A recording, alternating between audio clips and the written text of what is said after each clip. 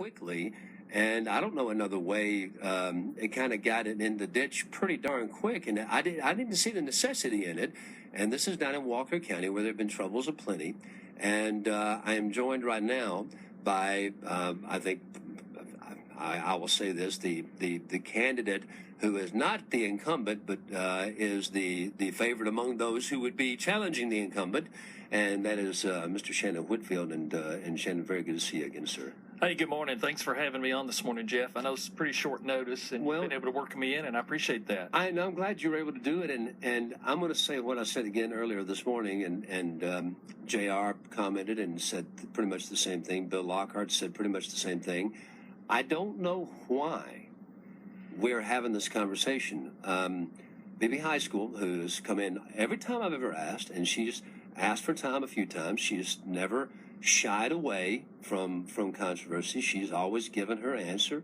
Have no problems, no issues with her personally. But on Friday, and again, maybe it's just the social media. I'm not a fan, and I just have a natural prejudice against it. And it's exactly because of things like this.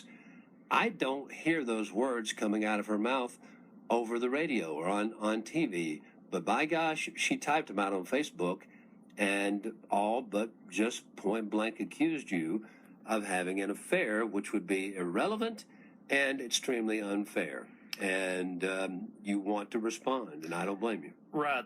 This all surfaced last Friday morning, about I think it's probably around 10:30 in the morning. I saw on Facebook under BB's political post that I was being accused of being deceptive not only to the voters but also to my wife and my family, and accusations that I had an affair and been disfaithful to my wife. And that's totally false. That's just all made up stuff. There's no truth to that. I've never been unfaithful to my wife. My wife's never been unfaithful to me. But that grenade pen was already pulled. I mean, you're already on the defensive at that point. Right. So, we've been married almost 24 years. And so within less than an hour, I went to a Walker County Chamber membership appreciation luncheon, and BB Haskell was there. And I just walked up to her and took a witness with me. And I said, "Hey, BB, can I just talk to you for a few minutes?" And I said, I want to know why you're attacking my marriage and attacking my family. And she looked kind of startled, Jeff. She didn't really, I honestly don't think she knew what I was talking about. And so I showed her on my phone where she could read the post, and she read it, and she looked at it, and she said, "Shannon, I don't know anything about your family. Don't know anything about your marriage." And I said, "Well, BB, that's exactly right. You're 100% correct. You don't. So I'm just curious why this type of stuff was posted on your political page." And she says, "Well, I don't know, but I will look into it and let you know." So I think there's somewhat of an admission of guilt here on her behalf, because before the luncheon was over, that post had been pulled off her page. But you know how social media works. A lot of people are screenshotting this information. Actually, I don't. I'm proud to say, but I'm learning just by osmosis. Yeah, things go up, they come back down. That's right. Hey, Kim Kardashian posted something yesterday and then took it right back down again. Yeah. So, the world is still revolving because Kim's still out there, I guess. But no, I mean, it's there. People take, when they say screenshots, that's essentially taking a photograph of what's on the screen. It can disappear within seconds. Right. But if anybody was really paying attention, and you can have the ding, ding, ding alert on your computer say, hey, the thing that you were so interested in just made an appearance, and it lives. It lives. That's right. And so it's been reposted a few times by people, and there's been quite of an outcry for BB to take ownership of this mistake. And I clearly think it's a mistake at this point. I don't think BB intended for that to happen, or she wouldn't have retracted it so quickly. But an overzealous volunteer? Yeah, I think so. I think some of her campaign workers may have got just a little quick to the trigger there. And I think what had happened is I had backed BB in the corner the week prior on a debate, because we were on Judy O'Neill's channel, their local station, and had a debate. Which I was long may Judy and her show and shows like hers wave, community oriented, small wattage. People think this is a podunk type thing. No, actually, it has quite a viewership. It does. And for people in the rural areas, these things are important, and she takes her job seriously. So you guys run there, and the amount of indebtedness that Walker County, and there's plenty of it, but how much was the debate? Well, that was part of the debate, but the thing that I put BB in the box on, put her in the corner, that I think's what kind of triggered this response to me that was so negative, is I asked her how much money she had recently borrowed from the Walker County Water and Sewer Authority without the board's knowledge, and she didn't really want to answer that question. And then she did circle back around and said, well, it was an investment from the Walker County Water and Sewer Authority to the county. It has since come out, and Is the authority aware that they had invested this money? Well, B.B. Haskell, as the commissioner, is also the chairperson of that board. And then also David Ashburn is the general manager who also works for the county, and he's also a voting board member of the Water Authority. And then there's 3 other members, but those other members were not aware of this loan. And so it's been spun on that side that, well, the general manager has the ability to invest money. If they've got money in reserves, he has the ability to take and invest money without the board approval, which is really shocking to me that any manager or any one single person that is responsible to other board members will just up and pull $1 million out of a CD and give it to the county that's insolvent. And so this has now come out. Well, they say, well, there is a promissory note and they're going to repay 5% interest. So other municipal, well, that sounds like a good deal on the surface. I was going to say, if you could get it, and but it's a good deal for the water company, but it's kind of a bad deal interest-wise for the county, because most municipal governments are able to borrow money for about 2%. And so we're, more than double of the going interest rate. But more importantly, even if they come up and they can prove that the general manager did have the ability and the authority to make that loan, the commissioner still has to go back in her weekly meeting and put that on her agenda for Walker County government. She has to bring that up during the meeting and actually sign that promissory note during the meeting and put that into the minutes and the records of the county. That was not done back in September. I've attended her meetings when they have those on a weekly basis. The public had no knowledge, the media had no knowledge that she had borrowed this $1 million. There was no public forum, there was no public input. There was a, not necessarily illegal, but certainly outside of the parameters and protocol of parliamentary procedure and the rules set for the county of Hamilton, of Walker. And I will again state for the record, for those who do not know, in the United States of America, there are exactly 8 counties that have a sole commissioner, and all 8 of them are in the state of Georgia. That is a lot of power to be vested in one person. BB has been that person for a long time. Right. She's been in that position for 16 years, and you're exactly right. In the other 49 countries, other 49 states, it's completely illegal to have a sole form of government. And we're working Walker County to move away from that. That's about a 4-year process to get it done. But basically, when she's talked about what the debt numbers were, she admits that back in June that she had to do a $5 million loan, or a TAN, a tax anticipation note, that she would pay back by December 31st of 2016. She's talked about that openly as part of the debt, but she did not disclose to the taxpayers and the citizens of Walker County that by the end of September, she had borrowed another $1 million. And this money is to pay the day-to-day operations. They needed that money to make payroll, to pay the utilities, to buy gasoline and diesel fuel for the buses and the police cars, and keep the lights on. Exactly. So Walker County's broke, and she's been in this position. It's worse than broke. Yes. We're insolvent. We're an insolvent county. In the state of Georgia, another thing, you cannot legally file bankruptcy for a local municipal or county government.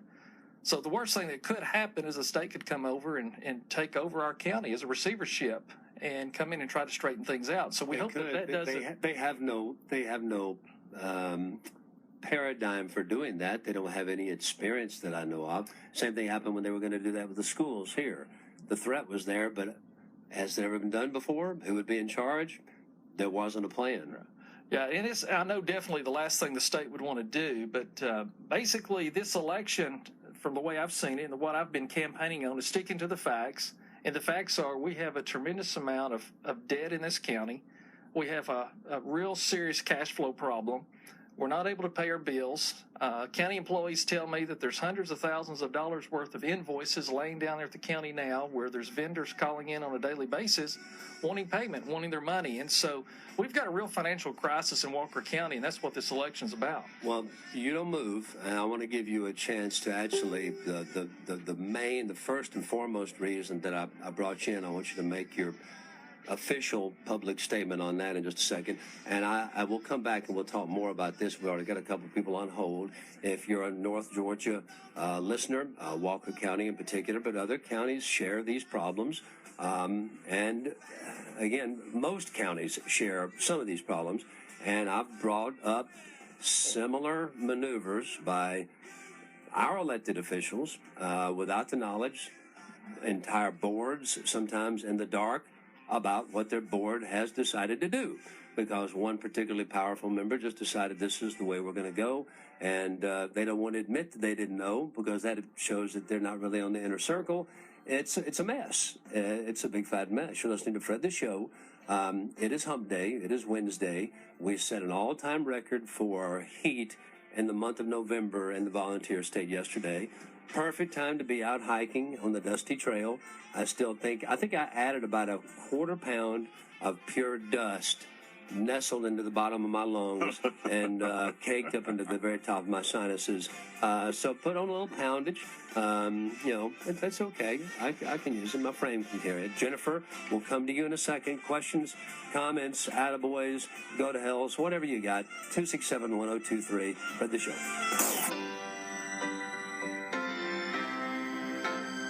$10.28. Jennifer, hang on, it's coming directly to you. I think a county resident down in Walker, and obviously, let me just read to you. This is what was written on Friday. And again, Beebe High School, the county commissioner, does not want to give up her position. She did switch parties, I think twice.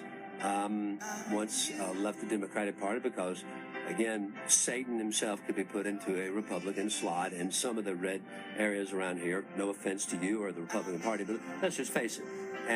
A D is not going to win in some parts of this area, this region. And then as an independent, I guess now. So there's three candidates, but focus kind of being on Mr. Whitfield here with name recognition, some family money and leverage. But this is what was seen on Facebook on Friday. All right. Beebe wrote, I fully expected you to go back to your same old lying ways, just as you have been untruthful about your history, be it business, school, and family. You cannot be honest about the county finances.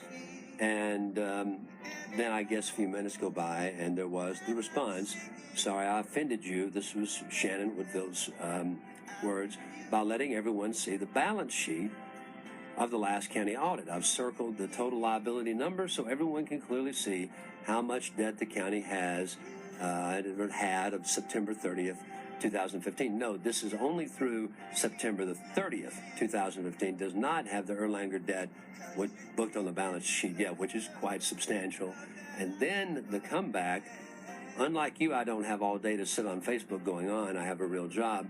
Why don't you just admit you were giving out bad numbers? You were being deceptive and know it, just as deceptive as you have been in the last 20 years in your marriage. However, I will not stoop low enough to tell the people the truth about that. Good day, Mr. Whitfield. Now, that is saying you're a liar, your pants are on fire, nose as long as a telephone wire, but I'm not going to say that because that would be, unjustified, unclassy, and below me. It's been said, cannot be taken back. Seeds of doubt planted. People always willing to believe the worst, jumping at the opportunity to believe the worst, something I've been disappointed to see thousands of times since I've been doing this show. So you have to deal with this. This is, and it did. The best thing to do, ignore it and it goes away at some point. Yeah, at some point it does. But at that time, you've got to be sitting there thinking, is my wife reading this? I mean, are my children reading this? Or, it's out. You have to respond. Here's your chance to respond fully just to that issue. Yeah, Jeff, that's what's real sad. I've got young children, and they see this kind of garbage, and, they get confused. They don't know what's going on. But I want to assure the listeners and the voters out there in Walker County, I have never been unfaithful to my wife. I've never cheated on her. She's never cheated or been unfaithful to me. We're coming up on our 24-year anniversary.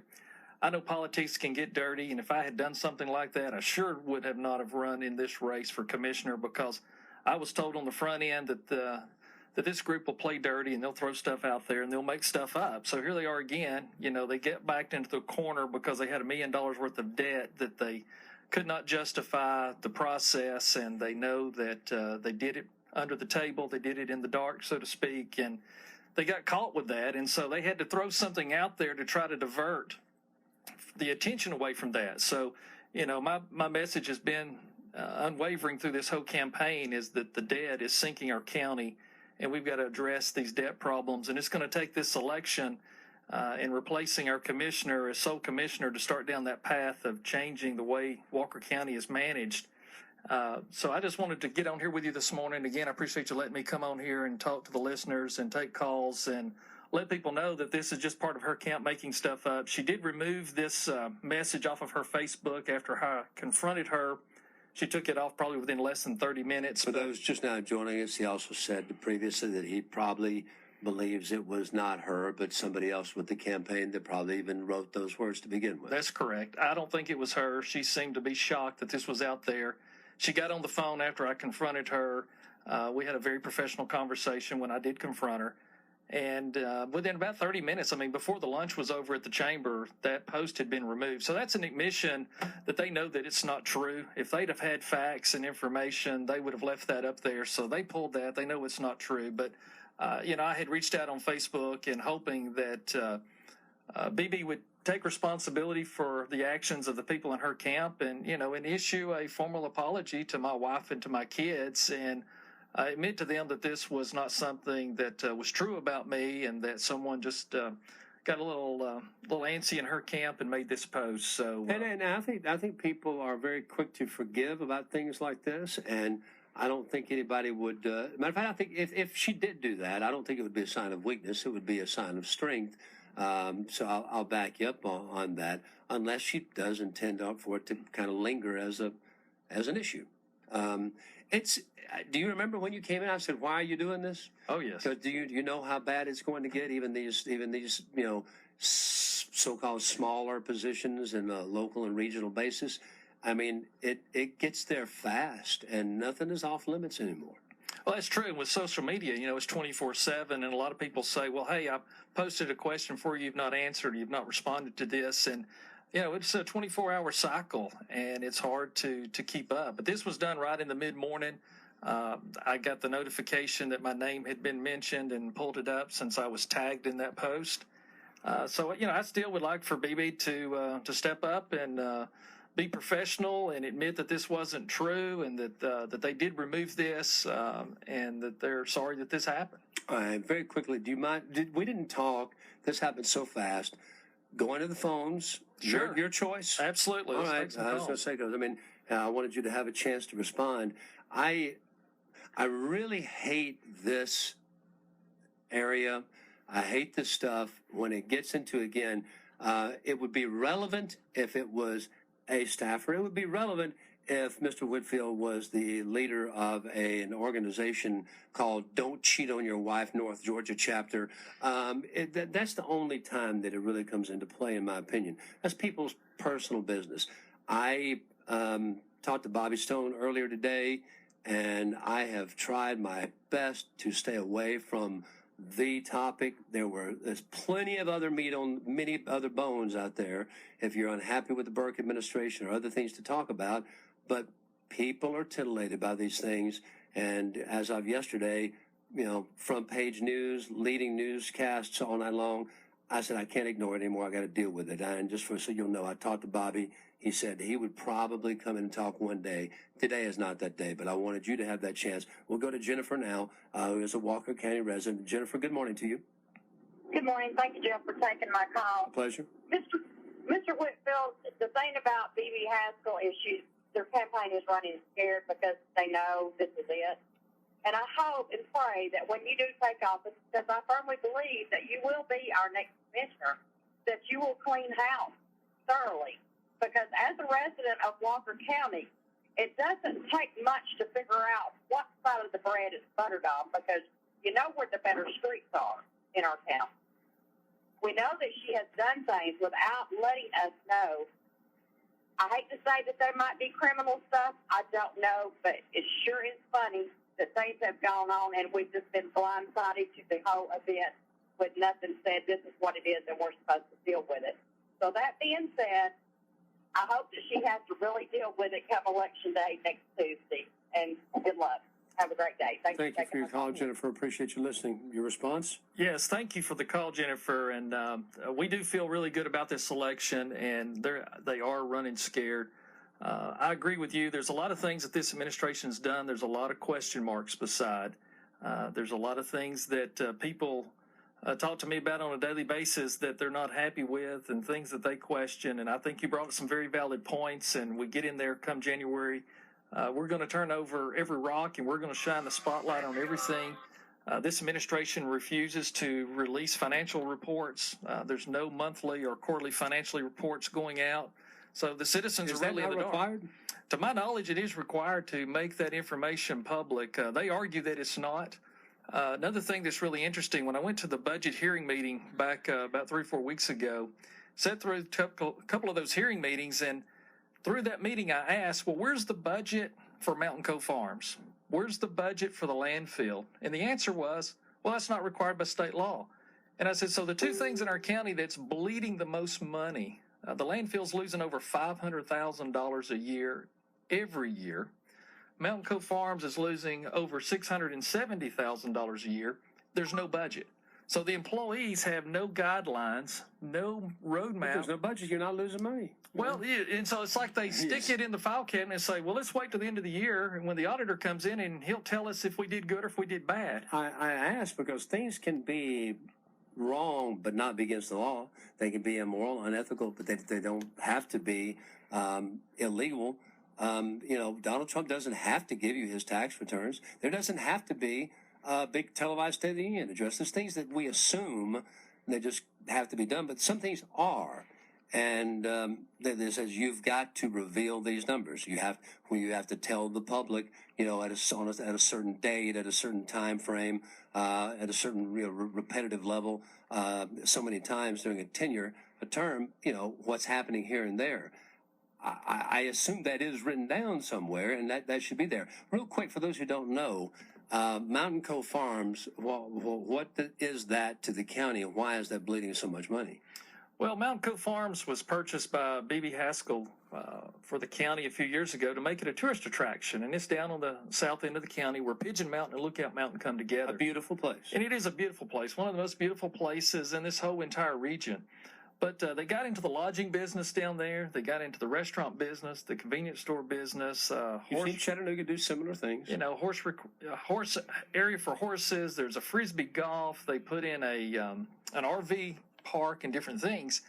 And the county government got into the business that private sector should do. But the big thing is that there wasn't a plan. There wasn't a budget, obviously. There was no real management structure put in place. So in 2014, the audit shows Mountain Cove Farms and operational losses lost over $925,000. So we've already heavy on debt. We're already having cash flow problems, and then we create a new entity that loses over $925,000. I am going to come back to that in a second, because there's actually something else that's in the news right now, this very second. It won't be shortly, that is tied to it. But also, before I go back to the phone lines, and I will, how does a landfill lose money? It is literally a hole in the ground. You throw trash in, and you pay people to throw their trash in the hole in the ground. It can't be that high upkeep. The maintenance I know you now have to have it lined, but most new landfills, knew that going in. They didn't have to go back and retrofit. How does the landfill lose money? Well, that's a huge question, because I've talked to landfill operations all over the state, and I asked them that question: how much money does your landfill lose every year? And they look at me like I've got three eyes or something. They go, lose money? Yeah, I'm always handing money over when I go out there. That's our cash cow. If it wasn't for the landfill, here's all the things we couldn't do in our local government. And so in Walker County, we have what they refer to as a C&D landfill, a construction demolition landfill, where you can put things from construction and things that don't leach. And then they have a transfer station. So I was talking to a guy the other day that's very intelligent about landfills, and he said, the transfer station's where the money's at. He said most governments have transfer stations because they get rid of it. They don't have that ongoing cost, and they're making a fee off of this transfer. So when I go back and I look at They're the taking the audits, stuff that your landfill is not permitted specified for. for. Yeah, and they take it on. Sending it away. sending it away to a municipal landfill in Alabama, I understand. So when we look at the audits over the last 15 years and put that on a spreadsheet, this landfill's lost over $500,000 every year for 15 years. And what they're having to do, how do they offset those losses? Well, we take our property tax money and they throw it in the transfer. landfill. They transfer money from the property taxes, and so people wonder why their property taxes keep going up. Well, the landfill's losing money, but we're transferring in C&D waste from out of state. So we've got tractors and trailers bringing in C&D waste from Alabama and from Tennessee, and they get wholesale rates. That's why they're bringing it in to us. They, you and I go in, Jeff, and we make a delivery to It's the not cheap. landfill. It's at posted retail price. These construction haulers, demolition haulers, they come in with truckloads, and so they get a wholesale rate. And so they're able to come in and save money by taking it to their local landfill areas. They can come to Walker County much cheaper. So our taxpayers are subsidizing these commercial haulers to come in and fill up our landfill. We do. I'm going to the phone lines. I know we got commercial break coming up. There has been an arrest made. A guy named Scott Michael Green is in custody in the ambush-style police killings. 2 officers in Des Moines. He is not Middle Eastern looking. He is not African American. He looks like a pissed off redneck, and he is in custody, and that is breaking news. And that's the first piece of breaking news that we've had on that story since this morning, and a really scary situation because of the way they were killed. Very quickly, Andy, talk to me. Andy, you with us? Yes, I am. First, I just want to say thanks for taking my call. I'm actually a first-time caller. Welcome. But I wanted to call and comment. I know Shannon personally. Hey, Shannon, it's Andy from Starmaker. Hey, Andy, good to hear you. This whole event with my wife that used to be over 10 years, and I just want to say Shannon is one of the most upfront, great guys I've ever known. And me and him have had personal conversations about this campaign, and it's never once scripted from the issues that he's trying to tackle. And even, when negative things have come up from the other side, the only comment that he's ever had is it's unfortunate that they wanted to do that. So for anybody who's listening out there who has any doubts about the man that Shannon Whitfield is, I've known him for a long time, and I can attest that there's not many men much better out there. He's a great guy and has helped us a lot of money. Thank you, Andy. And I'm going to go ahead and very quick, don't freak out on me, Brad. I'm going to get Chad's comment. We'll come back and let Shannon respond to both of these if he wants to. Chad, good morning. Good morning. Hi. Thank you, Jeff, for taking my call. Pleasure. I wanted to ask Mr. Whitfield, I know at one time your company had the Walker County contract for fuel and oil. From my understanding, BB terminated that at one time, and I'm curious to know if you are planning on getting that contract back. I know that's a lot of money for your company. 10:45. And I'll hang up and let him answer the question. That's a fairly straightforward question. And at this point, I have to treat this, even though the original reason would have, I've kind of foresaw a shorter conversation. I have no problem with that, but this is a political appearance. BB will get the equal amount of time, as will the other candidate. And please forgive me for just 1 second. I believe it's Perry Lamb. Is that right? That for equal time, that's the way we do it. It's not my job to chase you down and get it. You just have to call me, all right? It's that time of year when most of us get out decorations for holiday. Okay, 10:50. Official National Weather Service forecast, mostly sunny today, 82. That'll be a record high for this day. Yesterday we set a record high for the month of November in Tennessee, ever, 86 degrees. Partly cloudy tonight, 61. It will cool off. Tomorrow's high might get to 80, might stay in the 70s. 20% chance of showers, not much. I know it's dried down where you guys are too, maybe even drier. And you guys, of course, have all that trial going on now with Florida. That'd be an interesting thing to talk about too. North Georgia not as affected as some other areas. I know y'all get about tired of Atlanta throwing its weight around. That'd be a good conversation for another day. Yeah, 2 calls. One, obviously, just in your corner. The second one, asking a point-blank question.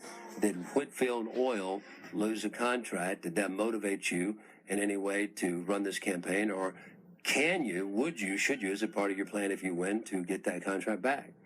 Well, first of all, I'd like to thank Andy for calling in. I appreciate the kind words and appreciate your friendship. Chad made the statement that Whitfield Oil Company lost a contract. Number one, in the 40-year history of our business, Whitfield Oil Company has never, ever had a contract with Walker County at any level. We have sold the county gasoline and diesel fuel for many years because we provided a great service and we kept them at the lowest possible margin that we could operate on. And for the last 20 years, since we've moved our location, they're literally right across the street from us. So, it's very convenient. But so it's a day-to-day thing. Right, so they can buy from whoever they want to, whenever they want to. But this became an issue really in March. So I qualified in January. I made my announcement last November that I was going to run for this position. The county continued to buy gas and fuel from us from November all the way to March. And so when it became a political football during the debate, the county chose to buy gas and diesel fuel elsewhere. So there was no breach of contract because there was no contract. There was no anything to discuss. The commissioner made that decision, and we knew that was probably going to happen, so we accepted that. I've been asked several times publicly and also on Facebook, well, what are you going to do as commissioner? So let's talk about going forward. And what I've said very consistently is that we will take on anything that the county buys, and we're going to do what's in the best interest of the county. So we're going to put things out for bid, specifically on the gas and fuel. The purchasing agent will be required to get a minimum of 3 to 4 bids for every load of gas or diesel fuel that's purchased. So those bids will come in, most likely, preferably by email. That way they're time and date stamped, and we'll say, okay, we want those Tuesday morning by 10 o'clock. If somebody wants to send them all in right at 10 o'clock or 2 minutes before, whatever. And then whoever's awarded that bid, that invoice and all copies of those bids that week will be posted on the website. And so people will be able to see immediately and see the history on the county's website of every bid and every invoice to validate that was the lowest price. And so there's not going to be any issues with that. Whitfield Oil Company, we make the least amount of our profit margin for our company off of gas and fuel. So us losing that business from Walker County has not affected and made a negative impact on our business. I wouldn't think it would be a big enough number. It's a commodity. To force you to run for office or to anything of that nature. I would have guessed that. Right. It's a commodity product. All of us distributors, we all know what everybody's paying because we all get daily pricing of what the cost is or at the cost are at each terminal.